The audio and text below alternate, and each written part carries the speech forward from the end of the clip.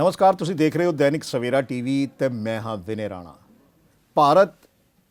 Defence ਦੇ ਵਿੱਚ ਇੱਕ ਸੁਪਰ ਪਾਵਰ ਵੱਲ ਵੱਧ ਰਿਹਾ ਹੈ। ਪਾਵਰ ਇਸ ਕਰਕੇ ਅਸੀਂ ਸੁਪਰ ਪਾਵਰ ਕਹਿ ਰਹੇ ਹਾਂ ਕਿ ਭਾਰਤ ਦੇ ਵਿੱਚ ਹੁਣ ਉਹ ਸਭ ਕੁਝ ਮੁਹੱਈਆ ਹੋਣ ਲੱਗ ਪਿਆ ਹੈ। ਪਹਿਲਾਂ ਜਿਹੜਾ ਵਿਦੇਸ਼ਾਂ ਤੋਂ ਮੰਗਾਇਆ ਜਾਂਦਾ ਸੀਗਾ, ਅੱਜ ਮੇਕ ਇਨ ਇੰਡੀਆ ਦੇ ਤਹਿਤ ਉਹਨੂੰ ਇੰਡੀਆ 'ਚ ਹੀ ਬਣਾਇਆ ਜਾ ਰਿਹਾ। ਯਾਨੀ ਕਈ ਤਰ੍ਹਾਂ ਦੇ ਹੈਲੀਕਾਪਟਰ ਔਰ ਡਿਫੈਂਸ ਦਾ ਕੋਈ ਜਿਹੜਾ ਸਮਾਨ ਹੈ ਉਹ ਇੰਡੀਆ 'ਚ ਹੀ ਮੁਹੱਈਆ ਹੋ ਰਿਹਾ। ਔਰ ਇਸ ਦਾ ਪ੍ਰਦਰਸ਼ਨ ਅੱਜ ਕੱਲ੍ਹ ਬੈਂਗਲੁਰੂ ਦੇ ਵਿੱਚ ਜਿਹੜਾ 에ਅਰ ਸ਼ੋਅ ਚੱਲ ਰਿਹਾ, 5 ਦਿਨ ਦਾ 에ਅਰ ਸ਼ੋਅ ਚੱਲ ਰਿਹਾ, ਉਸ 'ਚ ਕੀਤਾ ਜਾ ਰਿਹਾ ਹੈ। ਉਸ ਦਾ ਕਿੰਨਾ ਅਸਰ ਹੋਏਗਾ, ਇਹ ਇਸ 'ਤੇ ਚਰਚਾ ਕਰਨ ਵਾਸਤੇ ਅੱਜ ਮੇਰੇ ਨਾਲ ਮੋਟੀਵੇਸ਼ਨਲ ਸਪੀਕਰ ਔਰ factual speaker doctor Tarun Banda ਜੁੜੇ ਹੋਏ ਨੇ।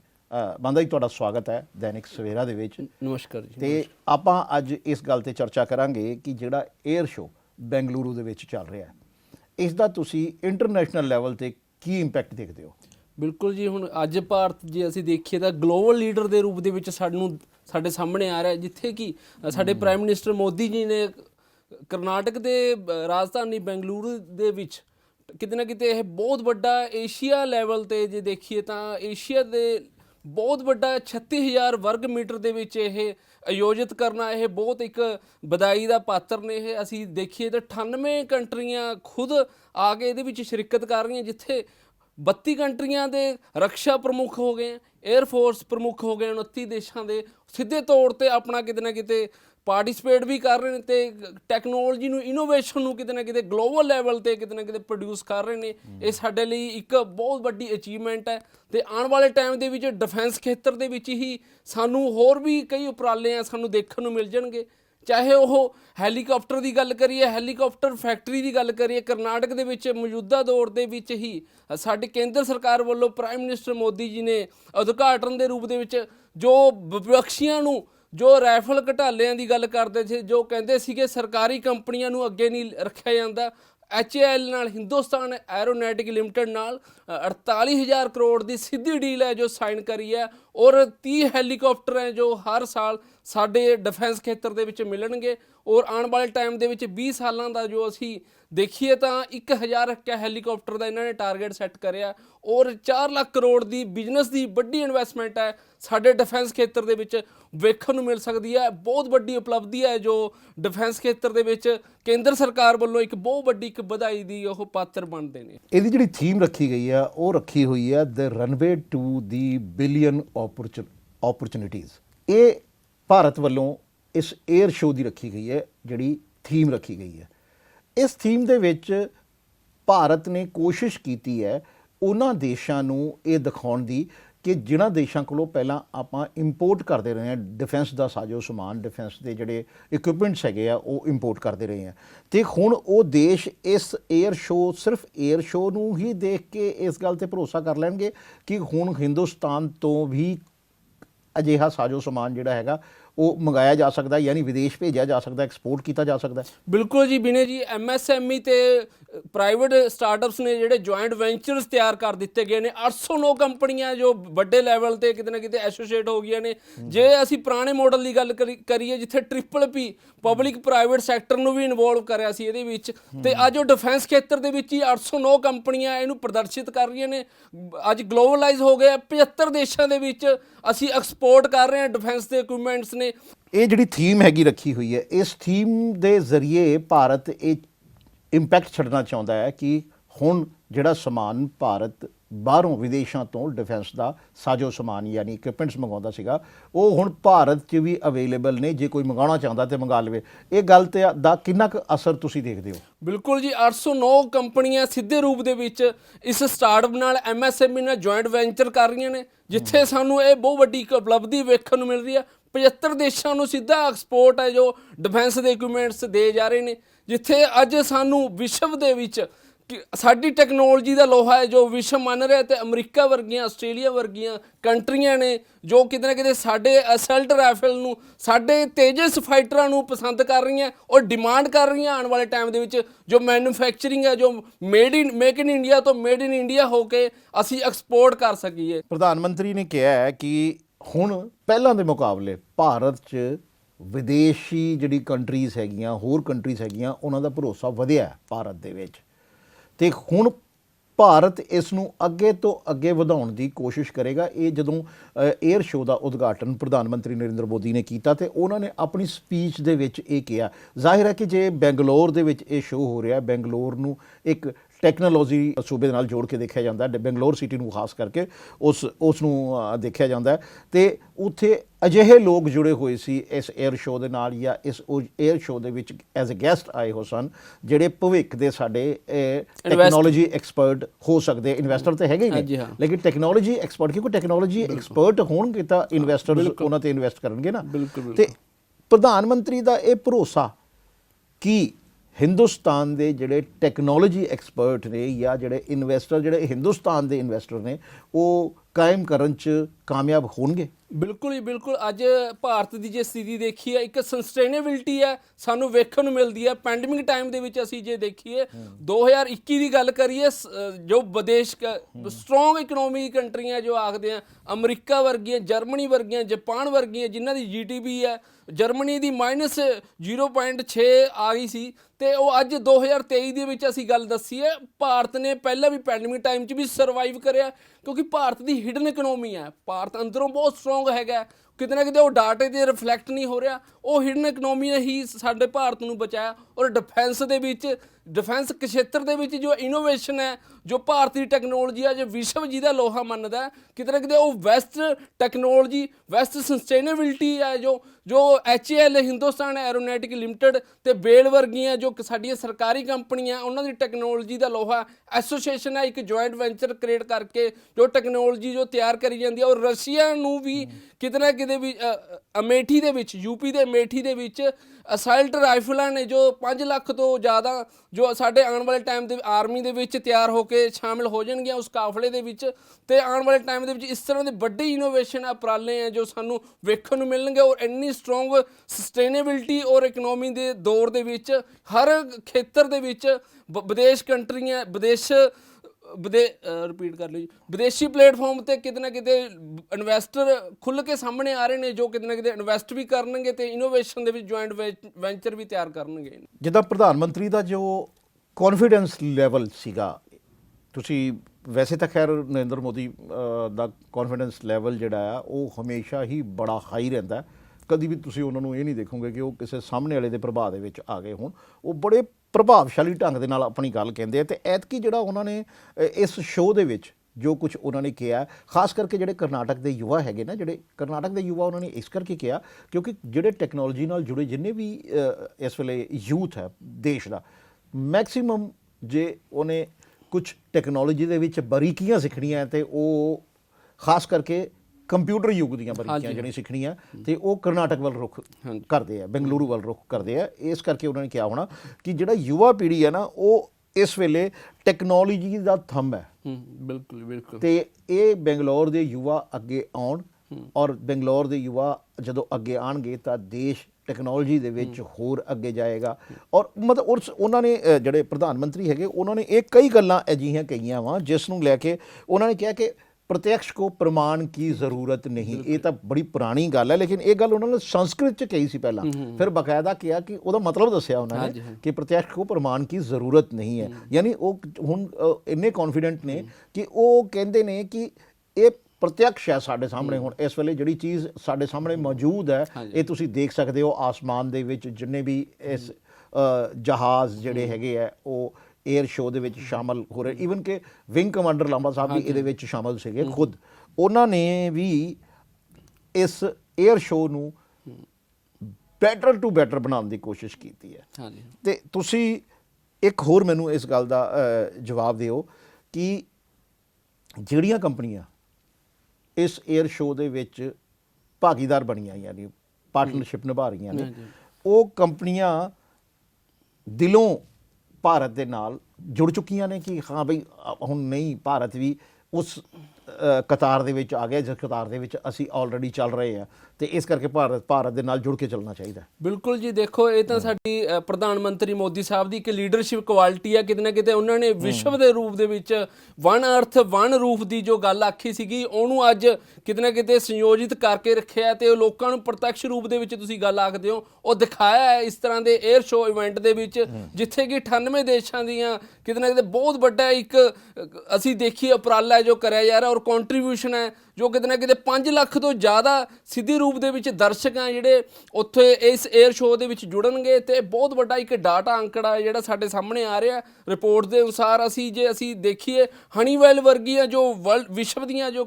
ਤਕੜੀਆਂ ਕੰਪਨੀਆਂ ਨਾਮ ਜਾਣਿਆ ਜਾਂਦਾ ਉਹ ਬੜੇ ਹੀ ਖੁੱਲ੍ਹ ਕੇ ਸਾਹਮਣੇ ਆਈਆਂ ਜੋ ਰੱਖਿਆ ਮੰਤਰਾਲਿਆ ਨਾਲ 에ਅਰ ਫੋਰਸ ਨਾਲ ਉਹ ਆਪਣਾ MOU ਸਾਈਨ ਕਰਨਗੀਆਂ ਔਰ ਆਉਣ ਵਾਲੇ ਟਾਈਮ ਦੇ ਵਿੱਚ ਵੱਡੀ ਇਨੋਵੇਸ਼ਨਸ ਨੇ ਸਾਨੂੰ ਇਹਨਾਂ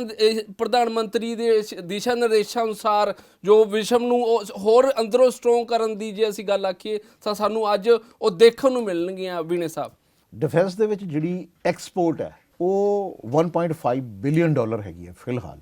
ਲੇਕਿਨ ਜਿਹੜੀ ਪ੍ਰਧਾਨ ਮੰਤਰੀ ਨੇ ਉੱਥੇ ਇਹ ਗੱਲ ਕਹੀ ਹੈ ਕਿ ਅਸੀਂ 8-9 ਸਾਲ ਦੇ ਵਿੱਚ ਇਸ ਨੂੰ 5 ਬਿਲੀਅਨ ਡਾਲਰ ਤੇ ਲੈ ਕੇ ਜਾਣਾ। ਜਿਹੜੀ 1.5 ਹੈ ਅੱਜ, ਯਾਨੀ ਉਹ ਚਾਹੁੰਦੇ ਨੇ ਕਿ ਘੱਟੋ ਘੱਟ 4.5 ਬਿਲੀਅਨ ਡਾਲਰ ਜਿਹੜੇ ਹੈ ਉਹ 7-8 ਸਾਲ ਦੇ ਵਿੱਚ ਜਿਹੜੀ ਹੈ ਐਕਸਪੋਰਟ ਇੱਥੋਂ ਡਿਫੈਂਸ ਜਿਹੜੇ ਇਕਵਿਪਮੈਂਟਸ ਦੀ ਵਧਣੀ ਚਾਹੀਦੀ ਹੈ। ਤੁਹਾਨੂੰ ਕੀ ਲੱਗਦਾ ਕਿ ਜਿਹੜਾ ਸਮਾਂ ਪ੍ਰਧਾਨ ਮੰਤਰੀ ਨੇ ਦੱਸਿਆ ਇੰਨਾ ਕਾਫੀ ਹੈ ਇਸ ਕੰਮ ਵਾਸਤੇ? ਬਿਲਕੁਲ ਜੀ, ਬਿਲਕੁਲ। ਦੇਖੋ ਇਹ ਕਿਤੇ ਨਾ ਕਿਤੇ ਡਾਟਾ ਰਿਪੋਰਟਸ ਦੱਸ ਰਹੀਆਂ ਨੇ ਉਹਨਾਂ ਨੂੰ ਉਸ ਤਰ੍ਹਾਂ ਦੀ ਗਤੀ ਦੱਸ ਰਹੀ ਹੈ। ਮੌਜੂਦਾ ਦੌਰ ਦੇ ਵਿੱਚ ਵੀ 14,000 ਕਰੋੜ ਦੀ ਐਕਸਪੋਰਟ ਸਿੱਧੇ ਇਸ ਖੇਤਰ ਦੇ ਵਿੱਚ ਹੋਈ ਹੈ ਔਰ 333% ਦੀ ਸਿੱਧੀ ਗਰੋਥ ਜੇ ਸਾਨੂੰ ਇੰਨੇ ਵੱਡੇ ਲੈਵਲ ਤੇ ਜੇ ਦੇਖਣ ਨੂੰ ਮਿਲਦੀ ਹੈ ਤਾਂ ਕਿਉਂ ਨਹੀਂ ਅਸੀਂ ਇਸ ਦਾ ਅੰਕਲਨ ਕਰ ਸਕਦੇ। ਮੂਲਭੂਤ ਜੋ ਅੰਕੜਿਆਂ ਦੀ ਤੁਸੀਂ ਗੱਲ ਕਰਦੇ ਹੋ ਤਾਂ 8 ਬਿਲੀਅਨ ਤੱਕ ਪਹੁੰਚਣਾ ਇਹਦੇ ਲਈ ਕੋਈ ਵੱਡੀ ਗੱਲ ਨਹੀਂ ਹੈ, ਕਿਉਂਕਿ ਉਹ ਕਾਰਿਆ ਉਸ ਗਤੀ ਜੋ ਸਾਨੂੰ ਦਿਖ ਰਹੀ ਹੈ ਉਹ ਗਤੀ ਦੀ ਡਾਟਾ ਰਿਪੋਰਟ ਹੀ ਸਾਨੂੰ ਉਸ ਲੈਵਲ ਦੇ ਅੰਕੜੇ ਆ ਜੋ ਪ੍ਰਧਾਨ ਮੰਤਰੀ ਜੀ ਦੱਸ ਰਹੇ ਨੇ ਉਹ ਸਾਡੇ ਆਉਣ ਵਾਲੇ ਟਾਈਮ 'ਚ ਸਾਹਮਣੇ ਆਉਂਦੇ ਨਜ਼ਰ ਆ ਸਕਦੇ ਆ। ਬਿਨੇ ਜੀ, ਉਹਨਾਂ ਨੇ ਕਿਹਾ, ਪ੍ਰਧਾਨ ਮੰਤਰੀ ਨੇ ਕਿਹਾ ਕਿ ਭਾਰਤ ਇਸ ਵੇਲੇ ਫਾਈਟਰ ਪਾਇਲਟ ਵਾਂਗ ਅੱਗੇ ਵਧ ਰਿਹਾ, ਕਿਉਂਕਿ ਫਾਈਟਰ ਪਾਇਲਟ ਜਿੰਨੀ ਉਚਾਈ ਤੇ ਉੱਡ ਰਿਹਾ ਹੁੰਦਾ, ਉਹਨਾਂ ਦੇ ਕਹਿਣ ਦੀ ਜਿਹੜੀ ਗੱਲ ਦਾ ਮਤਲਬ ਉਹ ਇਹੀ ਸੀਗਾ ਕਿ ਫਾਈਟਰ ਜਿੰਨੀ ਉਚਾਈ ਤੇ ਉੱਡ ਰਿਹਾ ਹੁੰਦਾ ਔਰ ਜਿੰਨੀ ਸਪੀਡ ਨਾਲ ਉੱਡ ਰਿਹਾ ਹੁੰਦਾ ਉਹਨੂੰ ਸਕਿੰਟਾਂ 'ਚ ਫੈਸਲੇ ਲੈਣੇ ਪੈਂਦੇ ਆ। ਹਾਂ, ਬਿਲਕੁਲ। ਤੇ ਇਸੇ ਨਾਲ ਜੋੜ ਕੇ ਉਹਨਾਂ ਨੇ ਕਿਹਾ ਕਿ ਭਾਰਤ ਜਿਹੜਾ ਆ ਹੁਣ ਫਾਈਟਰ ਪਾਇਲਟ ਦੀ ਸਪੀਡ ਦੇ ਨਾਲ ਅੱਗੇ ਵਧ ਰਿਹਾ, ਯਾਨੀ ਇਹ ਇੰਨਾ ਕੁ ਇਸ ਗੱਲ ਦੇ ਵਿੱਚ ਕੌਨਫੀਡੈਂਸ ਨਜ਼ਰ ਆਉਂਦਾ ਹੈ ਕਿ ਅਸੀਂ ਇੰਨੀ ਤੇਜ਼ੀ ਨਾਲ ਅੱਗੇ ਵਧ ਰਹੇ ਹਾਂ ਕਿ ਸਾਲਾਂ 'ਚ ਹੀ ਅਸੀਂ, ਕਿਉਂਕਿ ਇਹ ਜਿਹੜਾ ਸਾਲ ਚੱਲ ਰਹੇ ਨੇ ਇਹਨਾਂ ਨੂੰ ਅੰਮ੍ਰਿਤਕਾਲ ਦਾ ਨਾਮ ਦਿੱਤਾ ਹੈ ਕੇਂਦਰ ਸਰਕਾਰ ਨੇ, ਅੰਮ੍ਰਿਤਕਾਲ ਦਾ ਨਾਮ ਦਿੱਤਾ। ਔਰ ਕਿਉਂਕਿ ਅਸੀਂ 75ਵੀਂ ਆਪਣੀ ਜਿਹੜੀ ਆਜ਼ਾਦੀ ਦੀ ਵਰਸਗਾਂਠ ਜਿਹੜੀ ਆ ਉਹ ਮਨਾਈ ਹੈ ਔਰ ਹੁਣ ਆਪਾਂ ਜਿਹੜਾ ਹੈਗਾ ਸਵਰਨ ਕਾਲ ਦੇ ਵਿੱਚ ਪਹੁੰਚਣ ਲੱਗੇ ਆ। 100 ਸਾਲ ਜਿਹੜੇ ਆਪਣੇ ਪੂਰੇ ਹੋਣੇ ਆ 45 ਦੇ ਵਿੱਚ ਜਾ ਕੇ, ਤੇ ਉਹ ਇਹਨਾਂ ਸਾਲਾਂ ਦੇ ਵਿੱਚ ਪ੍ਰਧਾਨ ਮੰਤਰੀ ਕਹਿੰਦੇ ਕਿ ਭਾਰਤ ਜਿਹੜੇ ਵਿਕਸਿਤ ਦੇਸ਼ ਨੇ ਉਹਨਾਂ ਦੇ ਨਾਲ ਖੜਾ ਹੋਏਗਾ। ਬਿਲਕੁਲ ਜੀ, ਦੇਖੋ ਸਾਡੇ ਜੋ ਭਾਰਤ ਰਤਨ ਨੇ ਅਟਲ ਬਿਹਾਰੀ ਵਾਜਪੇਈ ਦੇ, ਉਹਨਾਂ ਦੇ ਸੁਪਨਿਆਂ ਦਾ ਇੱਕ ਭਾਰਤ ਸਾਨੂੰ ਸਜਾਉਂਦਾ ਦਿਖ ਰਿਹਾ, ਕਿਉਂਕਿ ਕਿਤੇ ਨਾ ਕਿਤੇ ਬਹੁਤ ਅੰਦਰਲੇ ਲੈਵਲ ਤੇ ਜੇ ਦੇਖੀਏ ਇਕਨੋਮਿਕਲੀ ਸਟਰੋਂਗ ਹੋਣਾ ਔਰ ਡਿਫੈਂਸ ਖੇਤਰ ਦੇ ਵਿੱਚ ਇਸ ਤਰ੍ਹਾਂ ਦੀ ਉਪਲਬਧੀ ਹਾਸਲ ਕਰਨੀ, ਇਹ ਅੱਜ ਵਿਸ਼ਵ ਨੇ ਕਿਤੇ ਨਾ ਕਿਤੇ ਇਹਨੂੰ ਬਹੁਤ ਹੀ ਸਰਾਹਿਆ ਵੀ ਹੈ। ਤੇ ਕਿਉਂਕਿ ਗਲੋਬਲ ਲੀਡਰ ਇੱਕ ਉੱਭਰ ਕੇ ਸਾਹਮਣੇ ਆਇਆ ਤਾਂ ਇਸ ਤਰ੍ਹਾਂ ਦੀਆਂ ਸਾਨੂੰ ਹੋਰ ਵੀ ਜੋ ਉਪਰਾਲੇ ਆਉਣ ਵਾਲੇ ਟਾਈਮ ਦੇ ਵਿੱਚ ਦੇਖਣ ਨੂੰ ਮਿਲ ਜਾਣਗੇ। ਔਰ ਭਾਰਤ ਨੇ ਜੋ ਨਿਗਾਹ ਰੱਖੀ ਹੋਈ ਸੀਗੀ ਜੋ ਕਿਤੇ ਨਾ ਕਿਤੇ ਪੜੋਸੀ ਮੁਲਕਾਂ ਤੇ, ਜੋ ਕਿਤੇ ਨਾ ਕਿਤੇ LAC ਤੇ ਜੇ ਅਸੀਂ ਚਾਈਨਾ ਦੀ ਗੱਲ ਕਰੀਏ ਸਥਾਈ ਰੂਪ ਦੇ ਵਿੱਚ ਕੰਟਰੋਲ ਨਹੀਂ ਆ ਰਿਹਾ ਸੀ। LAC ਦੇ ਅਸੀਂ ਨਿਊਮਾ 에ਅਰਬਸ ਤੇ ਉੱਥੇ ਉਹਨਾਂ ਨੇ ਪ੍ਰੋਪਰ ਤਿਆਰੀ ਕਰ ਲਈ ਹੈ। ਹੁਣ ਕਿਤੇ ਨਾ ਕਿਤੇ ਸਥਾਈ ਤੌਰ ਤੇ ਕੰਟਰੋਲ ਕਰਨਾ, ਕਾਊਂਟਰ ਕਰਨਾ, ਜੋ ਪੜੋਸੀ ਮੁਲਕ ਕਿਤੇ ਨਾ ਕਿਤੇ ਸੀਨਾ ਜੋਰੀ ਕਰਨ ਦੀ ਕੋਸ਼ਿਸ਼ ਕਰਦੇ ਸੀਗੇ, ਭਾਰਤ ਨੂੰ ਅੱਖਾਂ ਦਿਖਾਉਣ ਦੀ ਕੋਸ਼ਿਸ਼ ਕਰਦੇ ਸੀ, ਅੱਜ ਉਹ ਚਾਹੇ ਡਿਪਲੋਮੈਸੀ ਦੇ ਤੌਰ ਤੇ ਸਹੀ ਕਿਤੇ ਨਾ ਕਿਤੇ ਉਹਨਾਂ ਨੂੰ ਵੀ ਭਾਰਤ ਦਾ ਲੋਹਾ ਹੈ ਜੋ ਮੰਨਣਾ ਪੈ ਰਿਹਾ ਤੇ ਨਾਲ ਗਲੋਬਲ ਲੀਡਰ ਦੇ ਵਿੱਚ ਜੇ ਸਾਹਮਣੇ ਆ ਰਿਹਾ ਤਾਂ ਨਾਲ ਸਹਿਯੋਗ ਦੇਣਾ ਬਣਦਾ ਹੈ ਔਰ ਦੇਣਾ ਪੈ ਰਿਹਾ ਹੈ। ਬਿਨੇ ਜੀ, ਹਿੰਦੁਸਤਾਨ ਏਅਰੋਨੌਟਿਕ ਲਿਮਟਿਡ ਦੀ ਜਿਹੜੀ ਤੁਸੀਂ ਗੱਲ ਕਰ ਰਹੇ ਸੀ, HAL ਦੀ ਗੱਲ ਕਰ ਰਹੇ ਸੀ, ਲੇਕਿਨ ਤੁਸੀਂ ਅਜੇ ਪਿੱਛੇ ਦੇਖਿਆ ਹੋਣਾ ਕਿ ਜਦੋਂ ਅਡਾਨੀ ਕੇਸ ਦੇ ਵਿੱਚ ਇਹ ਗੱਲਾਂ ਸਾਹਮਣੇ ਆਈਆਂ ਕਿ HAL ਨੂੰ ਇਗਨੋਰ ਕਰਕੇ ਰਾਹੁਲ ਗਾਂਧੀ ਨੇ ਇਹ ਗੱਲ ਬਕਾਇਦਾ ਲੋਕ ਸਭਾ ਦੇ ਵਿੱਚ ਕਹੀ ਹੈ ਕਿ HAL ਨੂੰ ਇਗਨੋਰ ਕਰਕੇ ਇਹ ਜਿਹੜੇ ਠੇਕੇ ਹੈਗੇ ਆ, ਇਹਦੇ ਜਿਹੜੇ ਕੰਟਰੈਕਟਸ ਹੈਗੇ ਆ ਉਹ ਅਡਾਨੀ ਦੀਆਂ ਕੰਪਨੀਆਂ ਨੂੰ ਦਿੱਤੇ ਗਏ ਜਿਨ੍ਹਾਂ ਕੋਲ ਐਕਸਪੀਰੀਅੰਸ ਵੀ ਨਹੀਂ ਹੈਗਾ। ਤੇ ਲੇਕਿਨ ਉਸ ਤੋਂ 4 ਦਿਨ 5 ਦਿਨ ਬਾਅਦ ਹੀ 에ਅਰ ਸ਼ੋਅ ਸ਼ੁਰੂ ਹੁੰਦਾ ਔਰ 에ਅਰ ਸ਼ੋਅ ਦੇ ਵਿੱਚ HAL ਦੀ ਜਿਹੜੀ ਤਰੱਕੀ ਹੈ ਉਹ ਖੁੱਲ ਕੇ ਸਾਹਮਣੇ ਆ ਜਾਂਦੀ ਹੈ ਔਰ ਉਹਦੇ ਜਿਹੜੇ ਹੋਰ ਯੂਨਿਟਸ ਦਾ ਉਦਘਾਟਨ ਵੀ ਪ੍ਰਧਾਨ ਮੰਤਰੀ ਨੇ ਕਰ ਦਿੱਤਾ ਤੇ ਈਵਨ ਕਿ ਜਿਹੜਾ LCH ਹੈ ਲਾਈਟ ਕੰਬੈਕਟ ਹੈਲੀਕਾਪਟਰ ਉਹਦਾ ਇੱਕ ਜਿਹੜਾ ਫਸਟ ਉਹ ਸੀ ਕਹਿ ਸਕਦੇ ਹੋ ਕਿ ਇੱਕ ਫਸਟ ਫੇਜ਼ ਸੀਗਾ ਉਹ ਵੀ ਉਸ ਦਿਨ ਸ਼ੋਅ ਕੀਤਾ ਗਿਆ ਤੇ ਉਹ ਹੈਲੀਕਾਪਟਰ ਜਿਹੜਾ ਪਹਿਲਾ ਬਣ ਕੇ ਤਿਆਰ ਹੋਇਆ ਉਹ ਉਹਨਾਂ ਨੇ ਉੱਥੇ ਦਿਖਾਇਆ ਤੇ ਜੇਕਰ HAL ਨੂੰ ਕੇਂਦਰ ਸਰਕਾਰ ਨਾਲ ਪ੍ਰਮੋਟ ਕਰ ਰਹੀ ਹੈ ਤੇ ਫਿਰ ਲੋਕ ਸਭਾ ਦੇ ਵਿੱਚ ਵਿਰੋਧੀ ਧਿਰ ਨੇ ਇਸ ਨੂੰ ਮੁੱਦਾ ਕਰ ਲਈ ਬਣਾ ਲਿਆ ਸੀ। ਦੇਖੋ ਇਹ ਕਿਤੇ ਨਾ ਕਿਤੇ ਸਾਡੇ ਸ਼ਰਮ ਦੀ ਗੱਲ ਹੈ ਜੇ ਵਿਪਕਸ਼ ਹੈ ਜੋ ਅੱਜ ਡਿਫੈਂਸ ਦੀ ਜਿੱਥੇ ਰੱਖਿਆ ਮੰਤਰਾਲੇ ਦਾ ਇੰਨਾ ਗੰਭੀਰ ਮਸਲਾ ਹੋਵੇ ਉੱਥੇ ਵੀ ਆ ਕੇ ਉਹ ਸਹਿਯੋਗ ਦੇਣ ਦੀ ਬਜਾਏ ਇਸ ਤਰ੍ਹਾਂ ਦੇ ਜੋ ਲੈਗ ਪੂਲਿੰਗ ਕਰਨ ਦੀ ਕੋਸ਼ਿਸ਼ ਕਰ ਰਹੇ ਆ ਕਿਤੇ ਨਾ ਕਿਤੇ ਸ਼ਰਮ ਦੀ ਗੱਲ ਹੈ। ਦੇਖੋ ਜੋ ਕਾਰਪੋਰੇਟ ਅਦਾਰੇ ਨੇ ਉਹਨਾਂ ਦਾ ਵੀ ਆਪਣਾ ਰੋਲ ਹੈ। ਅਸੀਂ ਜੇ ਇਕੱਲੇ ਸਰਕਾਰੀ ਖੇਤਰ ਦੀ ਗੱਲ ਕਰੀਏ ਸਾਨੂੰ ਪ੍ਰਾਈਵੇਟ ਖੇਤਰ ਜੋ PPP ਦੇ ਮਾਡਲ ਦੀ ਗੱਲ ਕਰਦੇ ਆ ਪਬਲਿਕ ਪ੍ਰਾਈਵੇਟ ਪਾਰਟਨਰਸ਼ਿਪ ਦੀ ਗੱਲ ਕਰਦੇ ਆ ਕਾਰਪੋਰੇਟ ਅਦਾਰਿਆਂ ਦਾ ਆਪਣਾ ਰੋਲ ਹੈ। ਜੇ ਇਸ ਤਰ੍ਹਾਂ ਜੇ ਅਸੀਂ ਇਕੱਲੇ ਦੇਖੀਏ ਸਰਕਾਰੀ ਖੇਤਰ ਦੇ ਵਿੱਚ ਹੀ ਜੋ ਅਸੀਂ ਸਾਰੀਆਂ ਜੋ ਵੈਲਿਊ ਐਡੀਸ਼ਨਸ ਜੇ ਮੁਲਕ ਦੇ ਵਿੱਚ ਹੋ ਜਾਣ ਫਿਰ ਸਾਨੂੰ ਪ੍ਰਾਈਵੇਟ ਅਦਾਰਿਆਂ ਦੀ ਲੋੜ ਹੀ ਨਹੀਂ। ਡਿਵੈਲਪਮੈਂਟ ਪੈਰਲਰ ਚੱਲਦੀ ਹੈ ਬੈਲੈਂਸਿੰਗ ਕਰਨੀ ਜ਼ਰੂਰੀ ਹੁੰਦੀ ਹੈ ਜੋ ਬੈਲੈਂਸਿੰਗ ਸਾਨੂੰ ਉਹ ਦਿਖ ਰਹੀ ਹੈ ਆਉਣ ਵਾਲੇ ਟਾਈਮ ਦੇ ਵਿੱਚ ਉਹ ਕਿਤੇ ਨਾ ਕਿਤੇ ਇਹ ਇਸ ਤਰ੍ਹਾਂ ਦਾ ਨਕਾਰਾਤਮਕ ਵਿਪਕਸ਼ ਵੱਲੋਂ ਜੋ ਮਾਹੌਲ ਕ੍ਰੀਏਟ ਕਰਿਆ ਗਿਆ ਉਹਦਾ ਜਵਾਬ ਉਹ ਉਹਨਾਂ ਨੂੰ ਦਿਖ ਗਿਆ। 48,000 ਕਰੋੜ ਦੀ ਵੱਡੀ ਸਾਈਨ ਡੀਲ ਜੋ ਹੋ ਚੁੱਕੀ ਹੈ ਔਰ HAL ਵੱਲੋਂ ਵੀ $100 ਮਿਲੀਅਨ ਦੀ ਹੈ ਜੋ ਡੀਲ ਹੈ ਹਨੀਵੈਲ ਨਾਲ ਕਰੀ ਗਈ ਹੈ ਔਰ ਆਉਣ ਵਾਲੇ ਟਾਈਮ ਦੇ ਵਿੱਚ ਇਸ ਤਰ੍ਹਾਂ ਦੇ ਕਿਤੇ ਨਾ ਕਿਤੇ ਵੱਡੇ ਜੋ ਉਪਰਾਲੇ ਆ ਸਾਨੂੰ ਵੇਖਣ ਨੂੰ ਮਿਲ ਜਾਣਗੇ ਔਰ ਵਿਪਕਸ਼ ਲਈ ਇਹ ਕਿਤੇ ਨਾ ਕਿਤੇ ਸ਼ਰਮ ਦੀ ਗੱਲ ਹੈ ਜੋ ਇਸ ਤਰ੍ਹਾਂ ਦੀ ਲੈਗ ਪੋਲਿੰਗ ਕਰਦੇ ਆ ਔਰ ਪ੍ਰਤੱਖ ਨੂੰ ਪ੍ਰਮਾਣ ਦੀ ਜ਼ਰੂਰਤ ਨਹੀਂ ਹੈ। ਉਹ ਤੁਸੀਂ ਦੇਖ ਰਹੇ ਹੋ ਅੱਜ 에ਅਰ ਸ਼ੋਅ ਦੇ ਜ਼ਰੀਏ ਸਾਡੀ ਟੈਕਨੋਲੋਜੀ ਦਾ ਲੋਹਾ ਜੋ ਵਿਸ਼ਵ ਮੰਨ ਰਿਹਾ। ਤੁਸੀਂ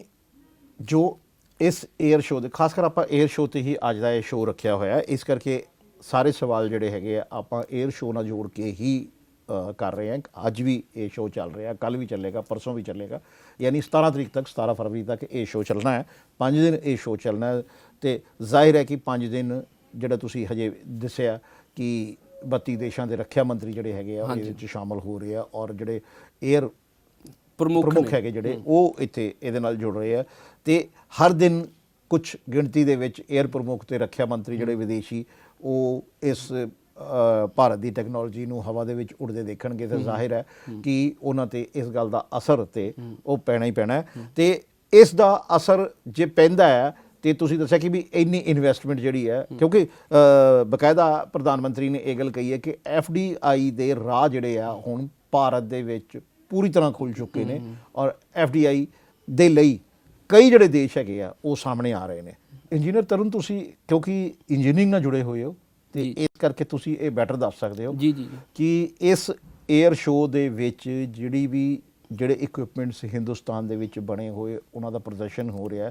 ਔਰ ਬਾਕਾਇਦਾ ਤੁਹਾਡੇ ਦੱਸਿਆ ਮੁਤਾਬਕ ਜਿਹੜੇ ਰੱਖਿਆ ਮੰਤਰੀ ਹੈਗੇ ਵਿਦੇਸ਼ਾਂ ਦੇ ਆਏ ਹੋਏ ਨੇ ਤੇ ਉਹਨਾਂ ਤੇ ਅਸਰ ਛੱਡਣਗੇ ਇਹ ਜ਼ਾਹਿਰ ਹੈ ਕਿ ਕਿਉਂਕਿ ਜੇ ਐਡੇ ਵੱਡੇ ਸ਼ੋਅ ਦਾ ਇੰਤਜ਼ਾਮ ਕੀਤਾ ਗਿਆ ਪ੍ਰਬੰਧ ਕੀਤਾ ਗਿਆ 14ਵਾਂ ਸ਼ੋਅ ਹੈ ਇਹ ਪਹਿਲਾਂ ਵੀ ਹੁੰਦੇ ਰਹੇ ਨੇ ਲੇਕਿਨ ਪਹਿਲਾਂ ਜਿਹੜੇ ਦੇਸ਼ ਦੇ ਵਿੱਚ ਇਹ ਸ਼ੋਅ ਹੋਏ ਪਹਿਲਾਂ ਜਦੋਂ ਜਿਹੜੇ ਭਾਰਤ ਦੇ ਵਿੱਚ ਇਹ ਸ਼ੋਅ ਹੋਏ ਆ ਉਹ ਭਾਰਤ ਹੋਰ ਸੀ ਅੱਜ ਦਾ ਭਾਰਤ ਹੋਰ ਹੈ। ਬਿਲਕੁਲ ਠੀਕ ਹੈ ਕਿਉਂਕਿ ਇਹ ਪ੍ਰਧਾਨ ਮੰਤਰੀ ਦਾ ਕੌਨਫੀਡੈਂਸ ਵੀ ਦੱਸਦਾ ਤੇ ਇਹ ਪ੍ਰਧਾਨ ਮੰਤਰੀ ਦੀਆਂ ਗੱਲਾਂ ਦੇ ਵਿੱਚ ਵੀ ਔਰ ਪ੍ਰਧਾਨ ਮੰਤਰੀ ਦੇ ਪਿਛਲੇ ਜਿਹੜੇ ਵਿਦੇਸ਼ੀ ਫੇਰੇ ਨੇ ਉਹਦੇ ਵਿੱਚ ਲੋਕਾਂ ਦਾ ਜੋ ਝੁਕਾਵ ਉੱਥੇ ਦੇ ਦੀ ਸਰਕਾਰਾਂ ਦਾ ਜੋ ਝੁਕਾਅ ਪ੍ਰਧਾਨ ਮੰਤਰੀ ਵੱਲ ਰਿਹਾ ਉਸ ਤੋਂ ਇਹ ਲੱਗਦਾ ਹੈ ਕਿ ਹਾਂ ਇਹ ਸਭ ਕੁਝ ਸੱਚ ਹੋਣ ਵਾਲਾ ਜਿਹੜਾ ਪ੍ਰਧਾਨ ਮੰਤਰੀ ਕਹਿ ਰਹੇ ਆ ਤੇ ਆਪਾਂ ਅਖੀਰ ਦੇ ਵਿੱਚ ਇਹ ਇੱਕ ਵਾਰੀ ਕਨਕਲੂਡ ਕਰ ਲਈਏ ਕਿ ਇਹ ਸ਼ੋਅ ਜਿਹੜਾ 5 ਦਿਨ ਚੱਲੂਗਾ ਇਹਦੇ ਵਿੱਚ ਹੋਰ ਕੀ ਸਾਡੇ ਸਾਹਮਣੇ ਆਉਣ ਵਾਲਾ ਹੈ। ਬਿਲਕੁਲ ਜੀ ਇਹਦੇ ਵਿੱਚ ਜੋ ਛੁਪੀ ਹੋਈ ਟੈਕਨੋਲੋਜੀ ਹੈ ਉਹਦਾ ਪ੍ਰਦਰਸ਼ਨ ਹੋ ਹੀ ਰਿਹਾ ਤੇ ਇੱਕ ਵੱਡੀ ਇਨਵੈਸਟਮੈਂਟ ਹੈ ਸਾਨੂੰ ਦੇਖਣ ਨੂੰ ਮਿਲੂਗੀ ਔਰ ਯੂਥ ਹੈ ਜੋ ਯੂਥ ਦੀ ਜੋ ਯੂਥ ਇੰਪਾਵਰਮੈਂਟ ਦੀ ਅਸੀਂ ਗੱਲ ਕਰਦੇ ਹਾਂ ਜੋ ਇੰਜੀਨੀਅਰਿੰਗ ਨਾਲ ਉਹ ਟੈਕਨੋਲੋਜੀ ਨਾਲ ਜੋ ਜੁੜਿਆ ਹੋਇਆ ਅੱਜ ਉਹ ਗਲੋਬਲ ਵਰਲਡ ਲੈਵਲ ਤੇ ਆਪਣੇ ਆਪ ਨੂੰ ਐਕਸਪੋਜ਼ ਕਰ ਸਕਦਾ ਹੈ ਜਿੱਥੇ ਉਹ ਰਸ਼ੀਆ ਵਰਗੀ ਟੈਕਨੋਲੋਜੀ ਜੋ ਕਿਤੇ ਨਾ ਕਿਤੇ MOU ਰਾਹੀਂ ਜੋ ਅਸਲਟ ਰਾਈਫਲਾਂ ਦੀ ਅਸੀਂ ਗੱਲ ਕਰੀਏ ਜੋ ਬਾਹਰਲੀਆਂ ਟੈਕਨੋਲੋਜੀਆਂ ਜੋ ਇੰਡੀਆ ਦੇ ਵਿੱਚ ਮੇਕ ਇਨ ਇੰਡੀਆ ਦੇ ਪ੍ਰੋਜੈਕਟ ਜੋ ਸ਼ੁਰੂ ਹੋ ਗਏ ਨੇ ਉੱਥੇ ਆਪਣੀ ਵੈਲਿਊ ਐਡੀਸ਼ਨ ਹੈ ਸਾਡਾ ਯੂਥ ਕਰ ਸਕਦਾ ਔਰ ਵਰਲਡ ਲੈਵਲ ਤੇ ਐਕਸਪੋਜ਼ ਕਰਕੇ ਆਪਣੇ ਪੋਟੈਂਸ਼ੀਅਲ ਨੂੰ ਬਾਹਰ ਕੱਢ ਸਕਦਾ ਔਰ ਬਹੁਤ ਵੱਡੀ ਇੱਕ ਓਪਰਚੁਨਿਟੀ ਹੈ ਸਾਡੇ ਯੂਥ ਨੂੰ ਮਿਲੀ ਆ। ਔਰ HAL ਵਰਗੀਆਂ ਜੋ ਕੰਪਨੀਆਂ ਨੇ, ਜਿੱਥੇ ਰੈਵਨਿਊ ਮਾਡਲ ਦੀ ਗੱਲ ਕਰੀਏ 24,000 ਕਰੋੜ ਦਾ ਉਹਨਾਂ ਦਾ ਸਾਲਾਨਾ ਰੈਵਨਿਊ ਮਾਡਲ ਆ, ਔਰ 28,000 ਤੋਂ ਵੀ ਜ਼ਿਆਦਾ ਜਿੱਥੇ ਰੁਜ਼ਗਾਰ ਹੈ ਸਿੱਧੇ ਤੌਰ ਤੇ ਯੂਥ ਨੂੰ ਮਿਲਿਆ ਹੋਇਆ। ਔਰ ਇਸ ਤਰ੍ਹਾਂ ਦੇ ਹੋਰ ਵੱਡੇ ਸਟਾਰਟਅਪ ਹੈ ਜੋ ਆਉਣ ਵਾਲੇ ਟਾਈਮ ਦੇ ਵਿੱਚ ਸਾਨੂੰ ਵੇਖਣ ਨੂੰ ਮਿਲ ਸਕਦੇ ਨੇ। ਔਰ ਭਾਰਤ ਹੈ ਜੋ ਸੁਪਰ ਪਾਵਰ ਦੀ ਜੇ ਕਗਾਰ ਤੇ ਅਸੀਂ ਦੇਖ ਸਕਦੇ ਹਾਂ ਖੜਾ ਹੋ ਸਕਦਾ, ਕਿਉਂਕਿ ਇਕਨੋਮਿਕਲੀ ਵੀ ਸਟਰੋਂਗ ਹੋ ਰਿਹਾ ਔਰ ਡਿਫੈਂਸ ਦੇ ਮਾਮਲੇ 'ਚ ਵੀ ਸਟਰੋਂਗ ਹੋਣਾ ਬਹੁਤ ਜ਼ਰੂਰੀ ਸੀ। ਕਿਉਂਕਿ ਵਰਲਡ ਵਾਰ 2 ਦੇ ਵਿੱਚ ਜਰਮਨੀ ਦੇ ਅਸੀਂ ਜੋ ਦੇਖਿਆ, ਵਰਲਡ ਵਾਰ 2 ਦੇ ਵਿੱਚ ਜਰਮਨੀ ਨੇ ਇਹ ਧੋਖਾ ਖਾ ਲਿਆ ਸੀ। ਕਿਤੇ ਨਾ ਕਿਤੇ ਉੱਥੇ ਜੋ ਟਰਾਂਸਪੋਰਟ ਦੀ ਵੱਡੀ ਜੋ ਦਿੱਕਤ ਉਹਨਾਂ ਨੂੰ ਦਿਖੀ ਸੀ, ਕਿਤੇ ਨਾ ਕਿਤੇ ਜੋ ਚੇਨ ਸਪਲਾਈ ਸੀਗੀ ਜੋ ਹਥਿਆਰਾਂ ਦੀ, ਉਹਨਾਂ ਦੀ ਕੱਟ ਆਊਟ ਹੋਣ ਕਰਕੇ ਉਹਨਾਂ ਨੇ ਇਹ ਨੁਕਸਾਨ ਉਠਾਇਆ ਸੀਗਾ। ਉਹਨਾਂ ਗਲਤੀਆਂ ਜਿਹੜੀਆਂ ਪਹਿਲਾਂ ਵਾਲੀਆਂ ਕੰਟਰੀਆਂ ਨੇ ਕਰ ਲਈਆਂ ਨੇ। ਸਾਡਾ ਜੋ 에ਅਰਬਸ ਦੀ ਗੱਲ ਕਰੀਏ, 에ਅਰ ਫੋਰਸ ਨੂੰ ਸਟਰੋਂਗ ਕਰਨ ਦੀ ਗੱਲ ਕਰੀਏ, ਜਿੱਥੇ ਜੋ ਟਰਾਂਸਪੋਰਟ ਦੀ ਸਾਨੂੰ ਕੋਈ ਦਿੱਕਤ ਦਿਖਦੀ ਸੀ, ਲੌਜਿਸਟਿਕਸ ਤੇ ਵੱਡਾ ਇੱਕ ਚੈਲੰਜ ਸਾਹਮਣੇ ਆ ਰਿਹਾ ਸੀ, ਇਹ ਸਾਰੀ ਚੀਜ਼ਾਂ ਹੁਣ ਬਾਈਪਾਸ ਹੋ ਜਾਣਗੀਆਂ। ਇਹਦੀ ਤਿਆਰੀ ਹੈ ਜੋ ਰੱਖਿਆ ਮੰਤਰਾਲੇ ਨੇ ਪ੍ਰੀ ਪਲਾਨਡ ਪ੍ਰਧਾਨ ਮੰਤਰੀ ਦੇ ਦਿਸ਼ਾ ਨਿਰਦੇਸ਼ਾਂ ਦੇ ਅਨੁਸਾਰ ਕਰ ਲਈਆਂ ਨੇ, ਤੇ ਇਹ ਬਹੁਤ ਵੱਡੀ ਇੱਕ ਮੁਬਾਰਕ ਦੀ ਗੱਲ ਹੈ। ਤੇ ਅੱਜ ਦੇ ਇਸ ਮੁੱਦੇ ਦੇ ਵਿੱਚ ਅਸੀਂ 에ਅਰ ਸ਼ੋਅ ਨੂੰ ਸ਼ਾਮਲ ਕੀਤਾ ਸੀਗਾ। 에ਅਰ ਸ਼ੋਅ ਦੇ ਵਿੱਚ ਜਿਹੜੀਆਂ ਕੰਪਨੀਆਂ ਹਿੱਸਾ ਲੈ ਰਹੀਆਂ ਨੇ, ਜਿਹੜੀਆਂ ਕੰਪਨੀਆਂ ਦੇ ਪ੍ਰਮੁੱਖ ਹਿੱਸਾ ਲੈ ਰਹੇ ਨੇ, ਹੋਰ ਜਿਹੜੇ ਰੱਖਿਆ ਮੰਤਰੀ ਹਿੱਸਾ ਲੈ ਰਹੇ ਨੇ, 에ਅਰ ਫੋਰਸ ਪ੍ਰਮੁੱਖ ਹਿੱਸਾ ਲੈ ਰਹੇ ਨੇ, ਤੇ ਜੇ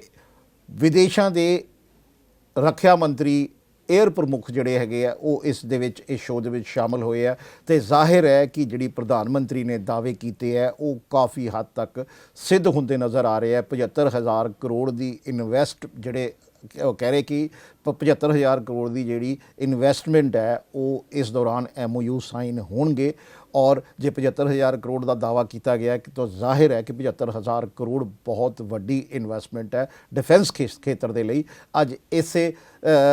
ਮੁੱਦੇ ਨੂੰ ਅਸੀਂ ਅੱਜ ਦਾ ਮੁੱਦਾ 'ਚ ਸ਼ਾਮਲ ਕੀਤਾ ਸੀਗਾ। ਅਗਲਾ ਕਿਸੇ ਹੋਰ ਮੁੱਦੇ ਤੇ ਲੈ ਕੇ ਫਿਰ ਤੋਂ ਕੋਈ ਹੋਰ ਮੁੱਦਾ ਅਸੀਂ ਸ਼ਾਮਲ ਹੋਵਾਂਗੇ। ਹੁਣ ਇਜਾਜ਼ਤ ਦਿਓ।